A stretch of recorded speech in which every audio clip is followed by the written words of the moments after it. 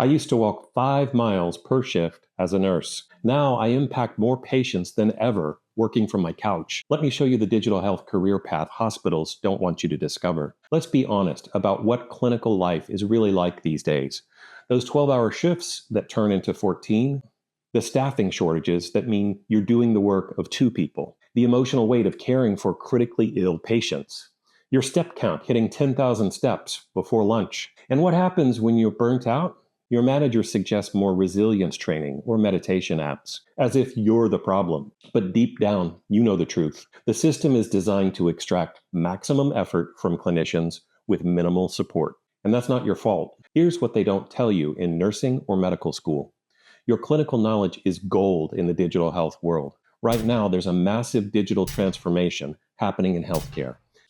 Electronic health records, telehealth platforms, remote monitoring tools, health apps, analytics systems, they're all being built and implemented at record speed. And there's a critical shortage that nobody's talking about. People who understand both healthcare and technology. When I discovered this world all those years ago, it completely changed my life.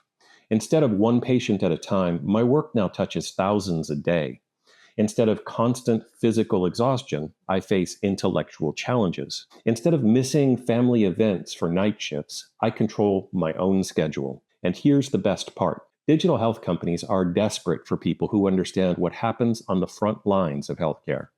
They need your expertise to build systems that actually work in the real world. So what exactly can you do in digital health with your clinical background? The opportunities are endless, but here are the most common paths. Project manager, leading healthcare technology initiatives, using your clinical knowledge to guide implementations and ensure the technology actually works for providers and patients. Clinical analyst, becoming the bridge between the technical team and clinical users, translating needs in both directions. Implementation specialist, helping healthcare organizations successfully adopt the new technologies. Testing lead, ensuring new healthcare systems actually work in real clinical scenarios. Training specialist, teaching other clinicians how to use the new healthcare technologies effectively. Team leader, managing teams that build or implement healthcare technology. The beauty of these roles, they leverage what you already know.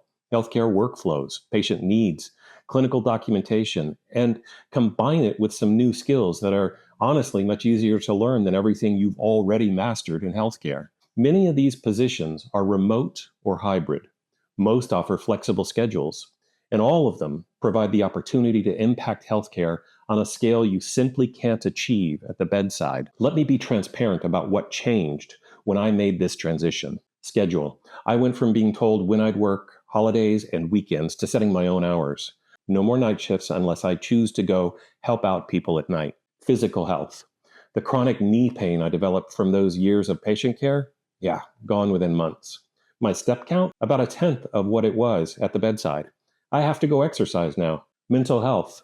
The constant anxiety, the compassion fatigue, the day before my shift dread, all gone. I still care deeply about patients, but I'm not carrying the emotional burden 24/7. Instead of helping 5 to 8 patients per shift, my work now impacts thousands every day. The systems I help build and improve touch entire patient populations. Compensation. This one surprised me the most. My salary increased by about 40% in my first digital health role. A couple of years in, I made it double what I'd made at the bedside, and perhaps most importantly, I got my life back. I can reliably make plans with friends and family. I can take care of my own health. I can be fully present when I'm not working, rather than recovering from exhaustion. How to make the transition? So, do you want to actually make this leap? It's simpler than you might think. Step 1, recognize your value. Your clinical knowledge is the hardest part to learn in digital health. The technical skills, those can be taught.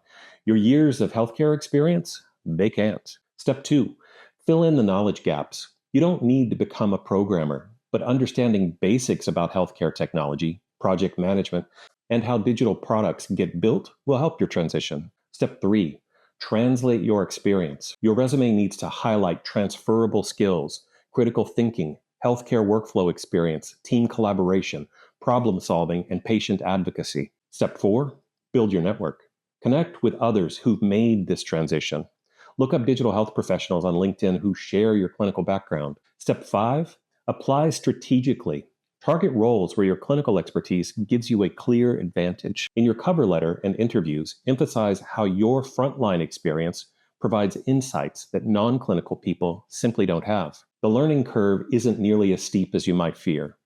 Remember, you've already mastered complex medical knowledge, adapted to constantly changing healthcare environments, and developed critical thinking skills under pressure. Those abilities transfer powerfully to digital health. I didn't abandon healthcare when I left the bedside. I found a better way to improve it, a way that doesn't require sacrificing my physical and mental health, a way that allows me to transform the broken system rather than just surviving within it. Digital health needs people like you, people who've experienced healthcare challenges firsthand, who understand what patients and providers truly need. Your clinical expertise isn't just valuable in direct patient care.